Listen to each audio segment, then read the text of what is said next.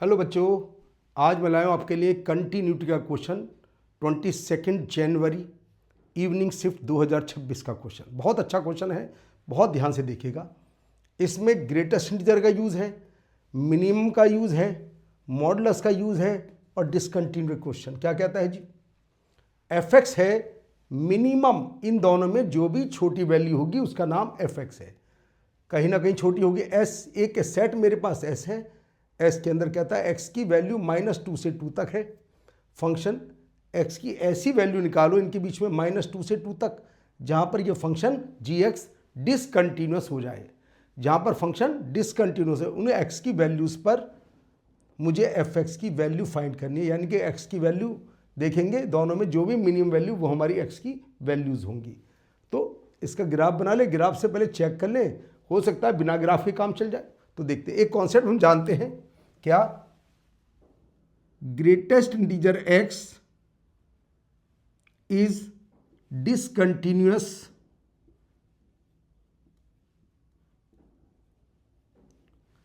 At all integers. एक concept ये होता है जो एनसीईआरटी की बुक में डायरेक्ट लिखा हुआ है कि greatest integer x all integers पर डिसकंटिन्यूअस होगा, यानी कि अंदर वाला इंटीजर जो भी होगा उस पर सब पर ये डिसकंटिन्यूअस होता है। अगर इंटरवल की बात करेंगे, मगर मेरे पास ग्रेटेस्ट के अंदर एक्स स्क्वायर है, तो मैं क्या करता हूँ, मुझे गिवन है जी एक्स की वैल्यू 2 से -2, ये वैल्यू मुझे मालूम है, मगर मुझे तो एक्स स्क्वायर चाहिए। लो जी, एक्स स्क्वायर की वैल्यू हो जाती है 4 to 0, 0 to 4 ये वैल्यूज़ आ जाती हैं। अब इसके बीच में जो जो इंटीजर होंगे उनसे मतलब है उसका। कैसे जी, कैसे बताता हूँ। अगर एक्स स्क्वायर की वैल्यू ब्रेक कर रहा हूँ मैं 1 के डिफरेंस पर, एक्स स्क्वायर की value 2, x square less than 3 greater equal to 2, x square less than 4 greater equal to 3। अब मैं इंटीजर की वैल्यू पुट करता हूं, यहां पर है जी एक्स मोड एक्स इंटू, पहले इंटीजर को, बाद में मॉडुलस चेक होता है हमेशा। तो पहले मैं इंटीजर की वैल्यू पुट करने जा रहा हूं। इसके अंदर लीजिए जी एक्स, इसके अंदर तो आ जाता है 0, इसमें आ जाता है मोड एक्स, यह आ जाता है 2 मोड एक्स, यह आता है 3 मोड एक्स। तो मुझे पता चल गया मेरा फंक्शन 1 पर, 2 पर और 3 पर डिसकंटिन्यूअस फंक्शन है। अलग अलग वैल्यूज है, 1 पर इसकी वैल्यू 0 है, 1 पर इसकी वैल्यू 1 है, 2 पर इसकी वैल्यू मोड 2 और 2 पर इसकी वैल्यू कितनी है 2√2 मानी कि 4, 3 पर इसकी वैल्यू कितनी है जी 6 और 3 पर इसकी वैल्यू 9। तो इन सभी पॉइंट पर यानी कि डिसकंटिन्यूअस है किस किस पर, G X is discontinuous at X square is equal to 1, 2 and 3। 1 पर, 2 पर और 3 पर ये डिसकंटिन्यूअस है। तो मुझे x की वैल्यूज़ पता चल गई। x की वैल्यूज़ हैं जी +-1 +-√2 +-√3। अब मुझे ये पता लगाना होगा क्या ये वैल्यूज़ -2 और 2 के बीच में हैं। जो वैल्यूज़ -2 और 2 के बीच में होंगी वो वैल्यू लेंगे, बाकी सब छोड़ देंगे। तो देख लेते हैं जी, हाँ जी बिल्कुल, +-1 ये सभी वैल्यूज़ -2 से 2 के बीच में हैं। तो मुझे पता चल गया सेट एस क्या है। तो सेट एस होगा मेरे पास जो एक्स की वैल्यूज़ है -1, -1 -√2, √2 -√3, √3। अब उसने एक बात कही कि उसे एफ एक्स की वैल्यू चाहिए जब वो एक्स की जो एस को बिलोंग करती हो, एक्स की ऐसी वैल्यूज पर जो एस को बिलोंग करें, यानी कि एस को तो सारी वैल्यू बिलोंग कर रही हैं। तो यहाँ पर हम एफ एक्स की वैल्यूज निकालेंगे।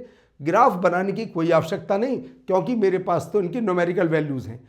अगर न्यूमेरिकल वैल्यूज ना होती तो ग्राफ से मिनिमम ग्राफ का आइडिया लगा करके क्वेश्चन सोल्व हो जाता। अगर मुझे फंक्शन फाइंड करना होता, फंक्शन मुझे फाइंड करना ही नहीं है, तो आगे घटना कैसे सोल्व होगी ध्यान से देख लीजिए।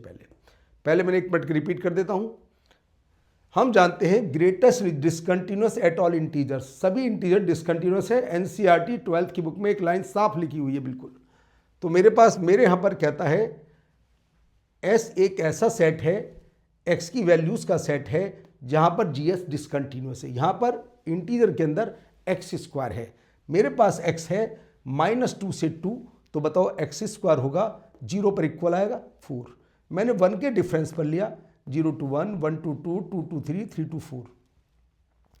अब देखिए 0 to 1 इंटीजर एक्स स्क्वायर होगा 0 और 1 से 2 1 मोड बाहर है, ये रखकर देख लीजिए 1 पर इसकी वैल्यू 0 है, एक्स स्क्वायर 1 पर इसकी वैल्यू 1 डिसकंटिन्यूअस, 2 पर इसकी वैल्यू 2 है, 2 पर इसकी वैल्यू 4 है डिसकंटिन्यूअस, 3 पर इसकी वैल्यू 6 है और 3 पर इसकी वैल्यू 9 है। ये सभी पर डिसकंटिन्यूअस है, यानी कि G X is discontinuous at X square 1 2 3। तो बस एक्स की वैल्यूज ये मेरे पास एस आ गया। अब मुझे स्टडी करनी है एफ एक्स की। देखते हैं एक एक करके एफ एक्स की वैल्यू क्या क्या होंगी।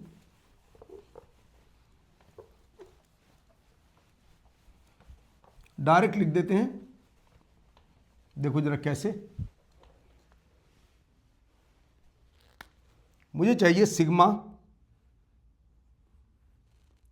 एक्स बिलोंग्स टू एस और ये लिखा है जी एफ एक्स।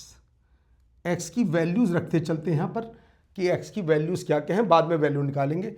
एक तो है g F -1, F1, F -√2, F√2, F -√3, F√3। ये सारा काम भी सम, यानी कि एस से हमारा मतलब खत्म हुआ। अब वैल्यू निकालेंगे यहाँ से, इसमें देख देख करके। -1 तो दोनों में -1 रखो, जो छोटी वैल्यू होगी वो तुम्हारा आंसर। -1 पर ये आता है -√2, ये आता है 1, तो छोटी वैल्यू क्या आ गई -√2। हाँ जी 1 रखिएगा, इसके अंदर 1 वैल्यू तो ये है ना √2x एक्स स्क्वायर मिनिमम। अब जरा 1 रखना, 1 पर √2 1, तो मिनिमम वैल्यू आ गई 1, मैक्सिमम कहता तो √2 आ जाती। अब रखिए -√2, -√2 पर आता है जी -2 और ये आता है 2, तो आंसर आ गया -2। अब √2 पर ये भी 2 और ये भी 2, दोनों सेम है तो वैल्यू आ गई सेम 2।